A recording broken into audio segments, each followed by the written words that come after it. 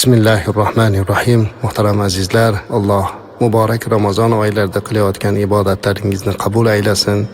Tutayotgan ro'zalarimiz maqbul bo'lsin. Gunohlarimizni Alloh kechirgan bo'lsin. Ramazon bu tarbiya oyi dedik. Ramazon bu oilalarni mustahkamlash, qarindosh urug'lik aloqasini tiklash imkoniyati deb sizlar bilan eslashdik. Va bu oyda oilani mustahkamlash imkoniyati degan fikr bilan oila muqaddasligi haqidagi turkum suhbatlarimizni qilayotgan edik. Avvalgi suhbatlarda sizlar bilan ota-ona haqida gaplashdik, aka-ukalar haqida gaplashdik. Albatta hammalarini qisqa gaplashyapmiz. Bugun esa eng suyukli a'zolari bo'lgan opa-singillar haqida ham gaplashmoqchimiz. Odatda opa-singillar bu oilaning omonati azizlar. Oilada agar qiz bola bo'lsa, bu qiz oilani omonati hisoblanadi, oilani bekasi hisoblanadi. Hatto kitoblarimizda ota bir joydan safardan kelsa, sovg'a berishni boshlasa, birinchi qizidan bersin deydi. Shuning uchun opa-singillarimiz biz uchun juda ham omonat. Alloh taolo bizlarga opa-singillarimizni tarbiyachi qilib berdi. O'zi umuman islomda opalarga ham chiroyli muomala qilishlik, singillarga chiroyli muomala qilishlik o'rgatiladi. Imom Asqaloniy kitoblarida keltiradilarki, payg'ambarimiz alayhisolatu vasallamning huzurlariga Havozin asrlari olib kelingan. Bu ularning ichida ko'p asrlar bo'lgan. Shunda bir ayol payg'ambarimiz alayhisolatu vasallamga gapirishlikka ijozat so'ragan. Shunda o'zini tanitib ishora bergandan keyin bildilarki, u ayol o'zi Shaymo ismli ayol edi. Aytdilar: "Ya Rasululloh sallallohu alayhi vasallam, men Shaymoman" dedilar. Shunda payg'ambarimiz alayhisalom xursand bo'lib ketdilar. Bu Shaymo Rasulimiz alayhisolatu vasallamning sut onalari Halima Sa'diya onamizning qizlari edi. Rasulimiz alayhisolatu vasallamning sut opalari edi. U Rasulimiz alayhisalomga juda mehr ko'rsatgan edi kichiklik davrida. O'sha Rasulimiz alayhisalom to 5 yoshgacha Halima onamizning xonadonda katta bo'lgan-ku. O'sha Shaymo opalari juda mehr ko'rsatgan ekanlar. Asrlar ichida kelib qoldi. Men Shaymoman deb o'zini tanitadigan belgilarini aytganda, Rasulimiz alayhisalom xursand bo'lganlaridan ko'ziga yosh kelib ketgan ekan. Va keling bu yoqqa deb yuqoriga o'tkazib, hurmatini joyiga qo'yib, bir nechta tuyalar, qo'ylar berib, yana qancha xizmatkorlar, cho'rilar berib hurmat qilib kuzatgan ekanlar. Buni o'sha Al-Isoba degan kitobda keltiradilar Imom Asqaloniy. Qarang, o'zlarini opalari, tug'ishgan opalari emas, sut opalari. Keyinchalik Shaymo onamiz ham radhiyallohu anha iymonga kelganlar. Mana mehr oqibatni qanday qilishimiz kerak? Biz bugun bir ota-onani farzandi bo'lib tug'ilgan opamizga yoki singlimizga bu darajada mehr qila olmayotganimizni Alloh o'zi kechirsin. Umar ibn Hattob radhiyallohu anhuni bilasizlar, buyuk sahoba bo'lganlar, lekin mana shu zotni islomiga, iymoniga sababchi bo'lganlardan biri ham Fatima binti Hattobda, Hazrat Umarning singillari. Hazrat Umar radhiyallohu anhuda o'sha singillari sabab bo'lib Rasulimiz alayhisolatu vasallamni sahobasi bo'lishlikka musharraf bo'ldilar. Singillarini islomga kelganini eshitib oldilariga borgandan keyin singlini jasorati, sabri, fahmi farosati, taqvo va muhabbati Hazrat Umar radhiyallohu anhuda musulmon bo'lishga sababchi bo'lganlar. Umuman sahobalarni ichlarida opa singillarga munosabat juda ham chiroyli bo'lganligini ko'rsatadi. Yana bir buyuk sahoba Mus'ab ibn Umayr islomni birinchi qabul qilgan sahobalardan edi. Uni singlisi Ummu Abdulloh u bilan doim birga bo'lib, u islomni qabul qilganda uni qo'llab-quvvatlagan. Mus'ab ibn Umayr Makkadagi boy va nufuzli oiladan edi. U musulmon bo'lgandan keyin oilasi uni tark etadi, biroq uni singlisi uni tashlamaydi. Akasiga g'amxo'rlik qiladi. Mus'ab ibn Umayr musulmon bo'lganda uni hamma narsadan ajratib qo'yishadi, lekin mana shu singlisi doimo uni oldiga kelib, xabar olib, u bilan birga hatto Madinaga ko'chib ketadi. Bunday voqealar juda ham ko'p azizlar. O'zimizning ajdodlarimiz, qancha o'tgan ulug'larimiz borki, mana shu singillar opalarga munosabatni namunali qilib ko'rsatib qo'yganlar. Payg'ambarimiz alayhisalom aytadilarki, kimki 3 ta qizini yoki singlisini yaxshi tarbiya qilib, ularga mehr, muhabbat ko'rsatsa, unga jannat va'da qilinadi dedilar. Imom Ahmad rivoyat qilgan.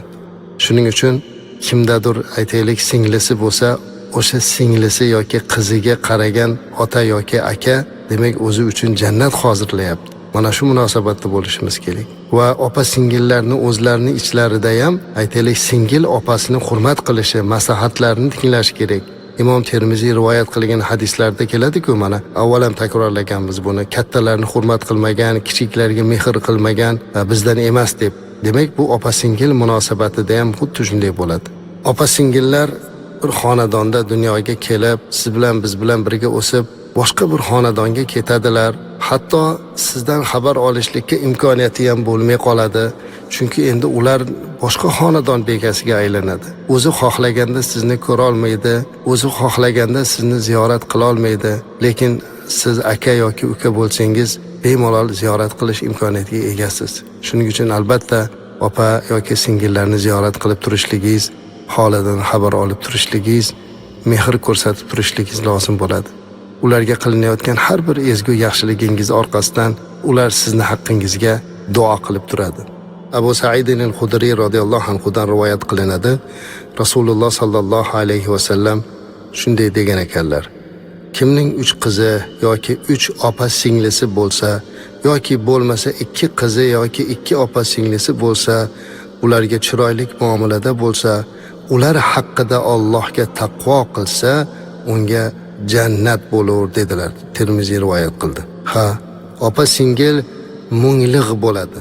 Ayniqsa biron sababli turmushi buzilib ota uyiga qaytsa, juda ham ko'ngli nozik, salgina og'ir gapdan qalbi vayron bo'ladi. Turgan gapki ko'pincha kelin yoki kelinoyilar ularni yoqtirishmaydi. Xuddi uyiga ega chiqqandek ko'rishadi. Shu holatda xotinidan qo'rqadigan bo'lsa, tamom. Yuqoridagi hadis sharifga diqqatimizni qarataylik. Opa singliga yaxshi muomala qilish ham jannatiylikni sabablaridan biri ekan. Ular uyimdan narsa olib ketishga keladi deb aytayotgan erkak uyalsin. Aslida turmush qilsa-da, bizda ularni opa singillik haqqi bor. O'zimiz berishimiz lozim bo'lgan narsani olishmoqda xolos. Ba'zan singillarimiz, opalarimiz bizni xabar olgani kelib, biror narsani olib ketayotgan bo'lsa, ayollar malol olish kerak emas. O'zingizni farzandlaringizga qarang. Ertaga sizni qizingiz yoki sizni singlingiz ham sizni o'g'lingiz oldiga kelishligini o'ylang. Shuning uchun bu narsada singillarga go'zal muomala qilishlikni esdan chiqarmaslik kerak azizlar. Opa singillar azizlar, ular bir omonatda. Biz yuqorida aytdik, ularni chiroyli tarbiya qilib uzatgan odamga jannat vojib bo'ladi dedik. Lekin ba'zan taqdir ekan, opa singillarni ba'zilarini oilalari uncha o'xshamay qoladi. Taqdiri to'g'ri kelmay uyga qaytib kelib qolganda, mana shu joylarda juda ham ehtiyot bo'lish kerak. Hurmatli azizlar, ayniqsa singlingiz yoki opangiz oilasi buzilib kelib qolgan bo'lsa, u o'zi aslida juda ham bir xijolatchilik bilan keladi. Hamma narsadan kechib keladi, zo'rg'a keladi. Hatto uydan chiqib, nikohlanib, boshqaga turmushga chiqqan qiz baxti kelishmay yoki eri o'lib qaytib kelib qolsa, bilasizmi, u begonadek tutib qoladi o'zini. Bunaqa paytda aka yoki uka unga juda ham mehr ko'rsatish kerak. Ularning qalbini zarracha ham og'ritib qo'yish kerak emas. Shayx Nobulisi rahimahullohni Qissalar va hissalar degan kitobida bir hikoya ko'rib qoldim. U kishi shunday yozgan ekan. Do'stim menga bir voqeani aytib bergan edi. Uni aytishicha, bir tanishi uyda yonboshlab yotib televizor ko'rayotgan ekan. Uning yonida ayoli va opasi o'tirgan ekan. Haligi kimsa opasiga qarab, "Ho, anovi kosadagi suvni olib keling" debdi. Opasi indamay suvni keltirib berdi.